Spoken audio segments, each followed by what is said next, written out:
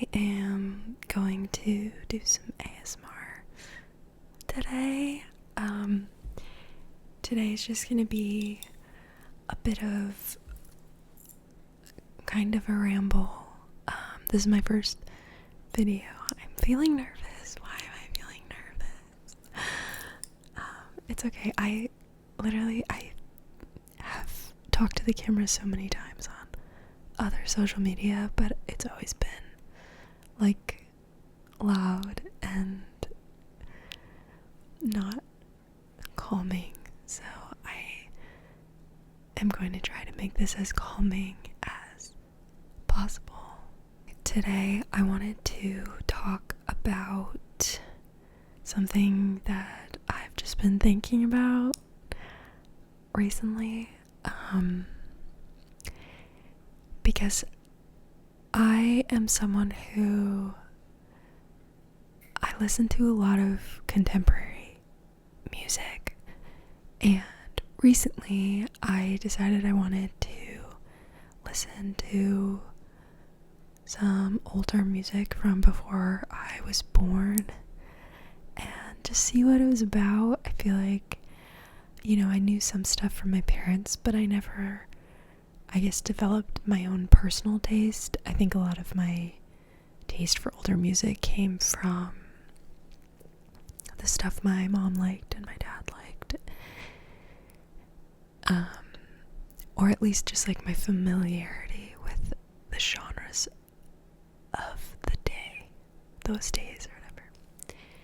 And what I want to talk about specifically that I've been thinking about is, this is so nice, isn't it?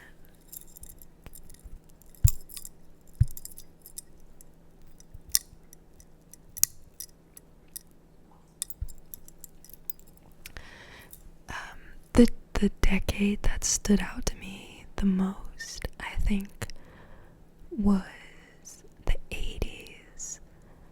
And I was like, why do I think these songs are so, anthemic and good?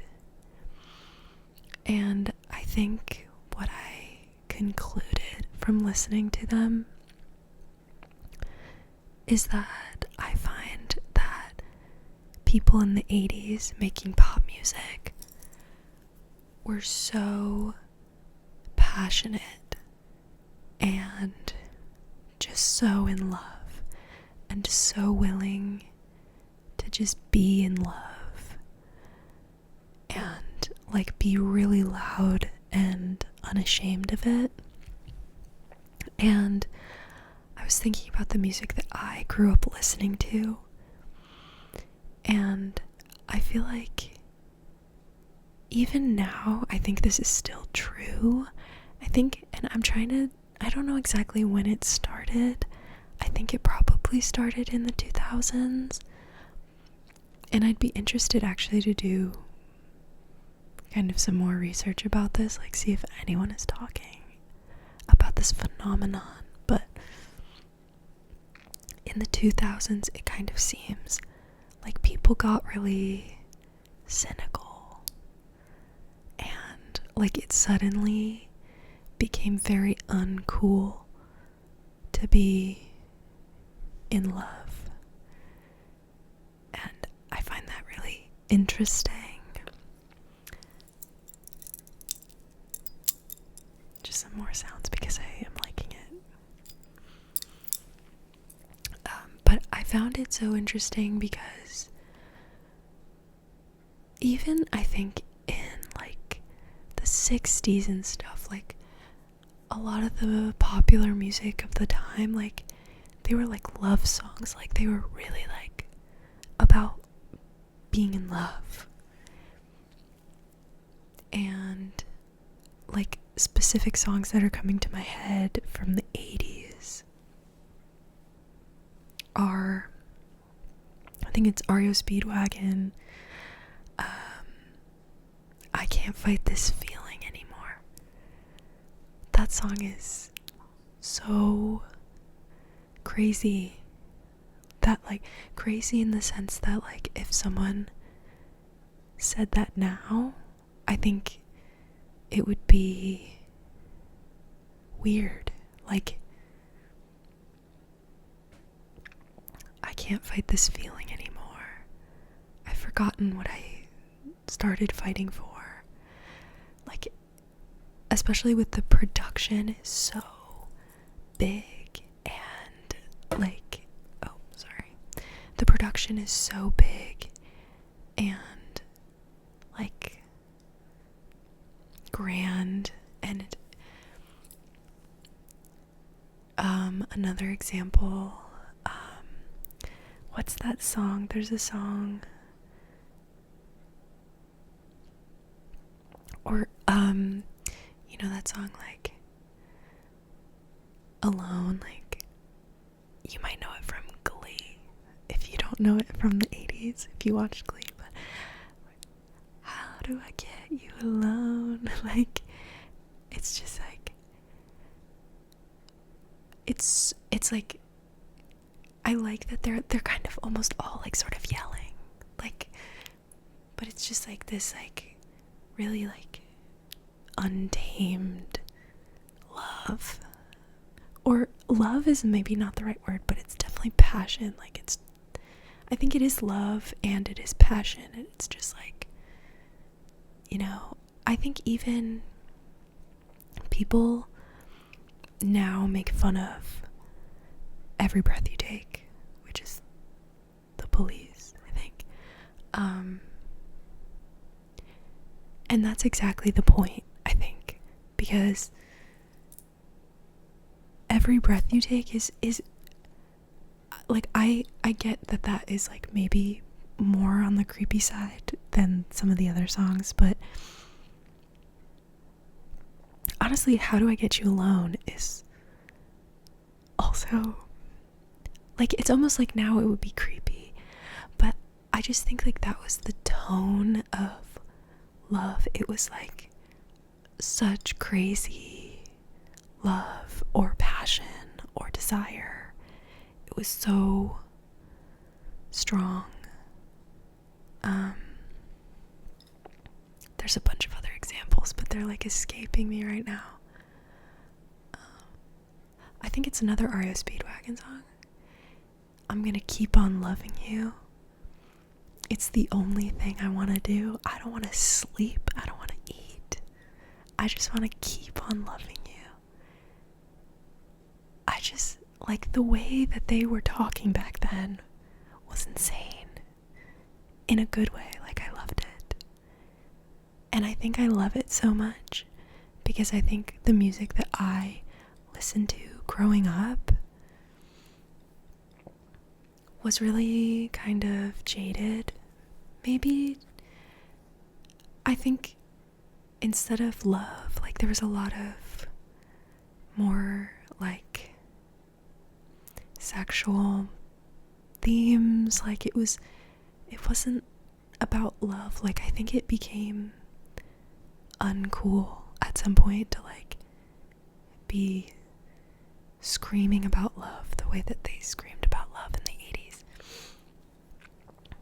And I don't know, I'm thinking of songs, you know, like the pop songs from the 2000s, like Britney, or I don't know, even transitioning into Katy Perry a little bit, like Lady Gaga. And I love a lot of these artists and I love their music, but I think the trend, and I hate that I just named female artists because it's also male artists. There are so many male artists writing about like just wanting to party and like sleep with women, and that's it. The only reason they're not coming as examples is because I listen to them less, probably.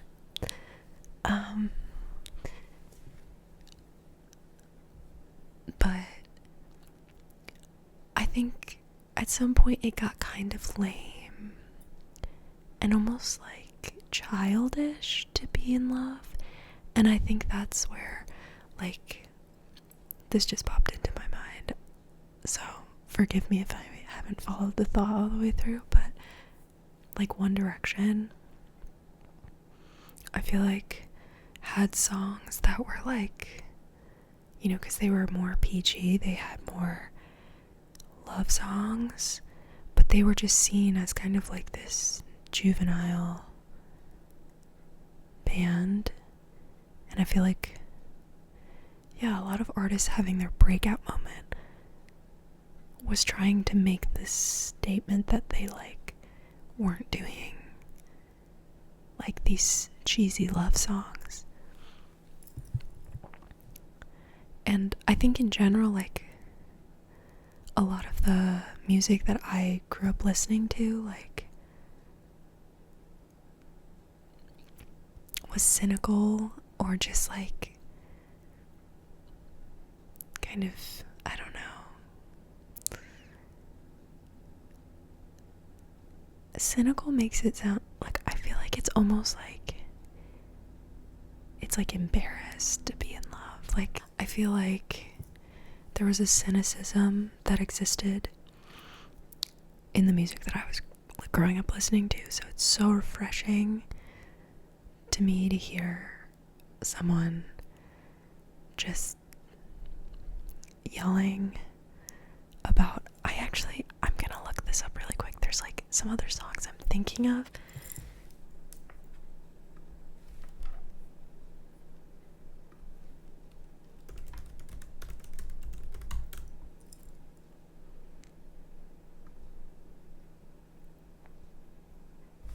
Oh yeah, the song What About Love? You know that one? What about love? Don't you want someone to care about you? Like, I think the I'm like, wait, what are these lyrics? Let me see. What about?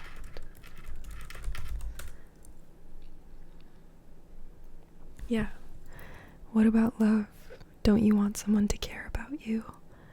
What about love? Don't let it slip away. What about love? I only want to share it with you. You might need it someday.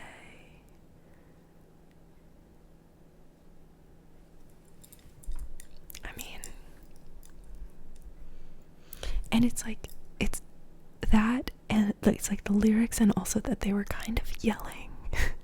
They're just kind of like really yelling so passionately. These lyrics, like the tone.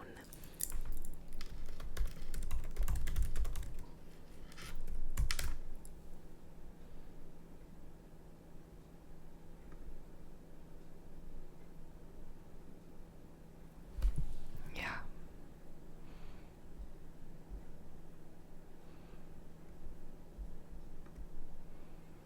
I don't know. I'm gonna keep looking for.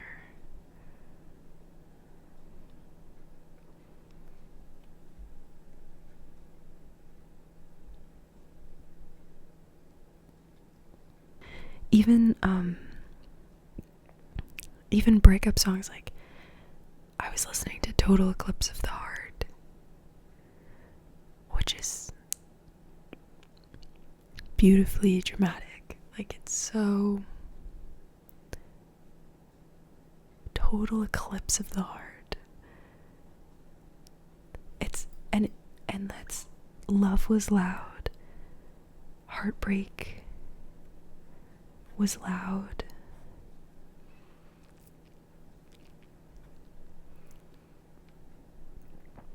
There was just like a lot of just like really earnest expression.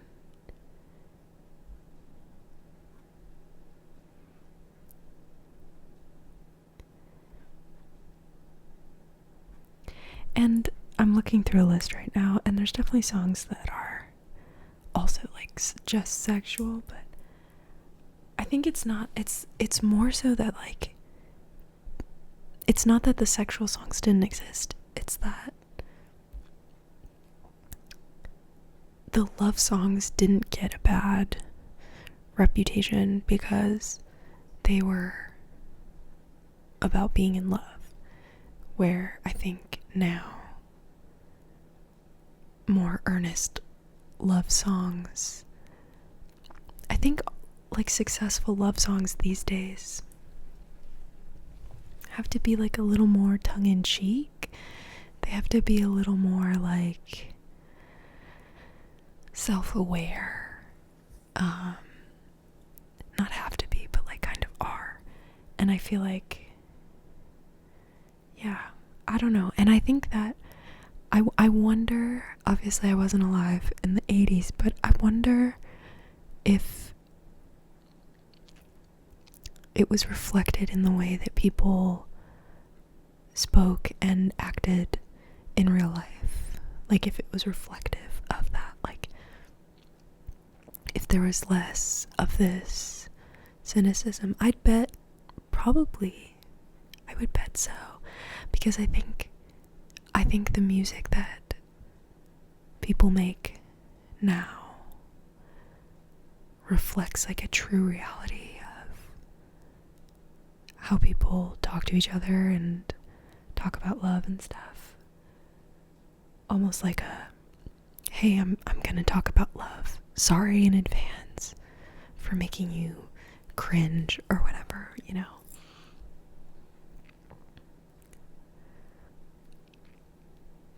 Oh, take me home tonight.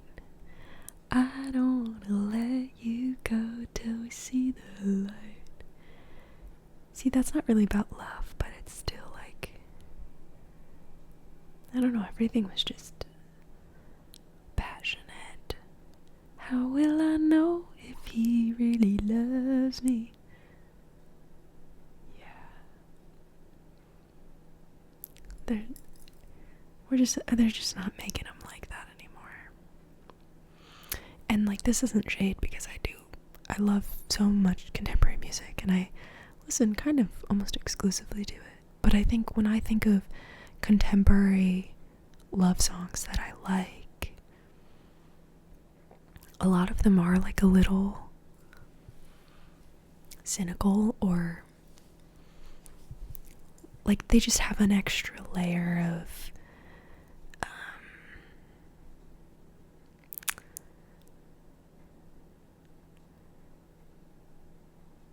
you know what I think it is? I think it's like now, like, in order for love to be cool, it needs to be like a little tortured almost. Like it needs to be like dark and tortured and you know, like the Phoebe Bridgers of like where it's like I love you so much that I like cut my fingers off. Or this is kind of maybe a reference, not everyone has heard this song, but Phineas has a song called Mona Lisa, and it's about his now fiance, I think. And I always really liked the song, but the chorus is you could be the Mona Lisa if the Mona Lisa had a prettier face. This could be heaven if heaven was an actual place. And I love that song. Somewhat for those lyrics. But the lyrics, they're just so like, they just have this, you know, like that kind of like, I don't know if cynicism is the right word, like, because I keep using it, but there's like probably another word that is better suited to what I'm talking about, but I think you know what I mean, like to just be like, it's almost like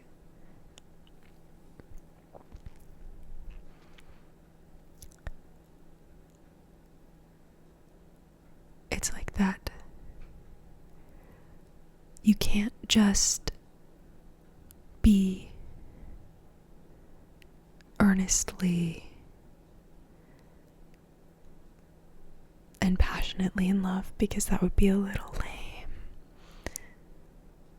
And it's like there's just like these other little things thrown in there to be like, I love you, but it's not in a lame way. It's it's in like a cool way, you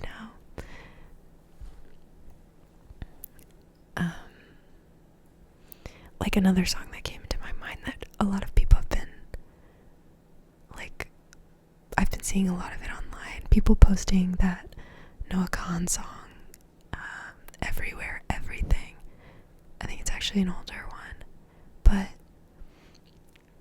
it's like, I want to love you till we're food for the worms to eat. You know, it's like dark. And I like all of these songs and artists, so I'm definitely not shading them. I just think it's interesting to think about the way that our collective voice has shifted through the years and the decades.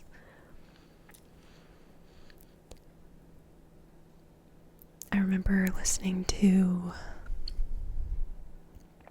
like Olivia Rodrigo talk about writing her record and how a lot of her love songs have a little bit of darkness in them also, and how like she thought that was compelling. And I agree, like I think it's compelling and interesting. I just think it's something to think about. It's something to notice. And I'm curious about kind of some of the shaming that we've done, maybe to make people shy away from that kind of thing. And I think the most obvious example that's in my head right now, at least, is like early Taylor Swift, when she was like a teenager and she was writing love songs, like, you know, her like debut. And obviously she got super popular, so, you know, it didn't hinder her career, but she did get a lot of shaming for like, you know, people called her like boy crazy and stuff. Like people really criticized her writing all these love songs. When I think of the songs that people were writing in the 80s, like those like borderline creepy kind of songs, like she wasn't writing like stuff like that. Imagine if she had been writing stuff like that. I mean, I think you can make arguments that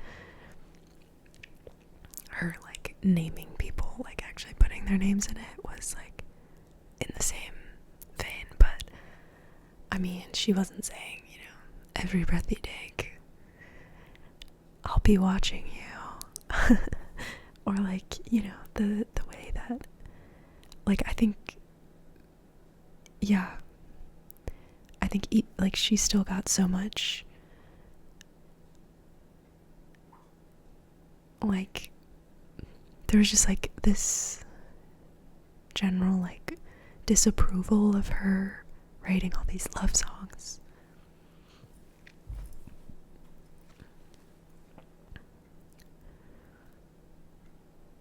So I think about that.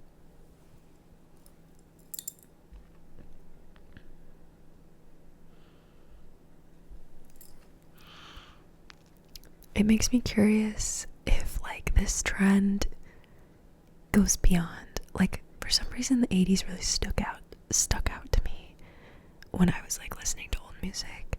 But I wonder if there's like kind of a general trend of loss of sincerity.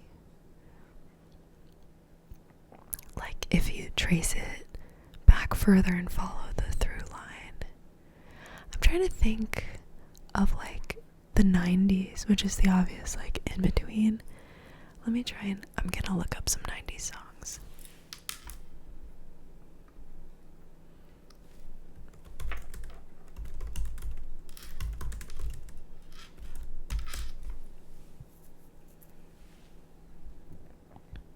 Oh, I guess technically Britney was started in the 90s. Let's take a look at this list.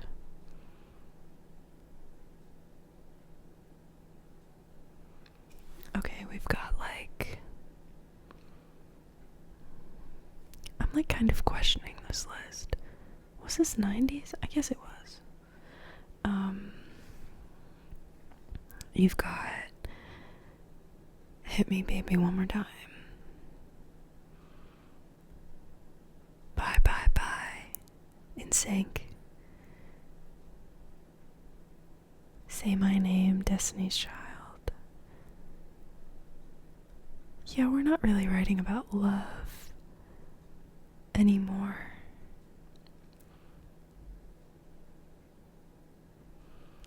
My Own Worst Enemy,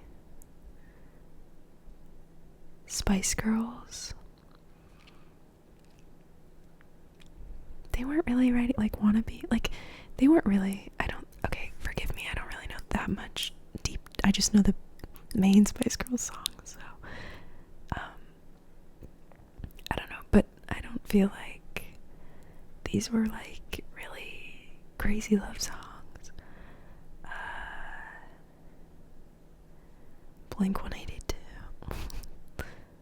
I'm like, are these from the 90s? This kind of feels like little 2000s to me, but maybe I'm just confused.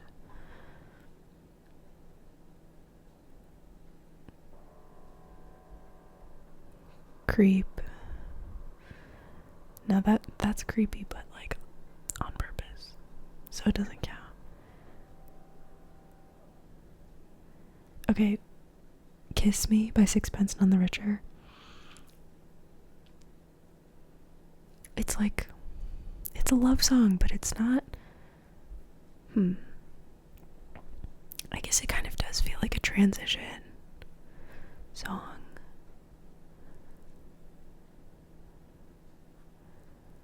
I just remembered. Was this the 90s? All By Myself? I thought that was in the 80s. That's a pretty intense. That.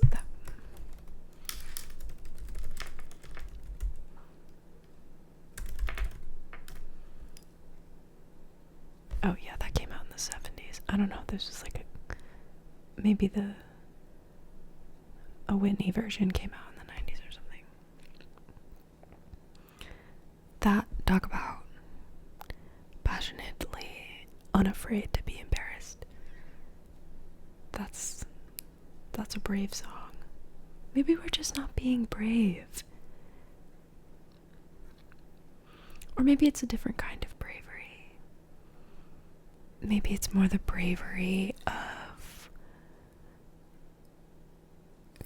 exposing the darkness inside of love. Exposing these other things that these big love songs aren't really surfacing.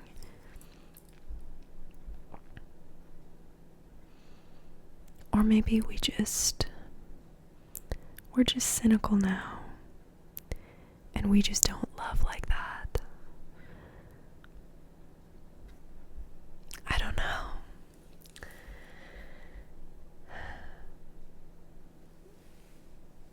It makes you think. Okay, well, anyway, again, I haven't done any real research into any of this. It's just my observations from looking and listening and thinking. So, yeah,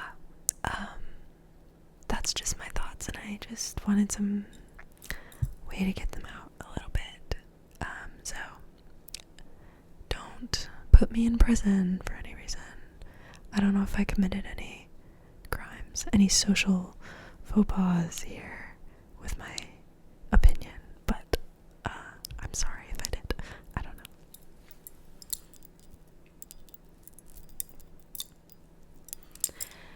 But thanks for listening. If you got this far in the video, very grateful, and I hope to see you soon.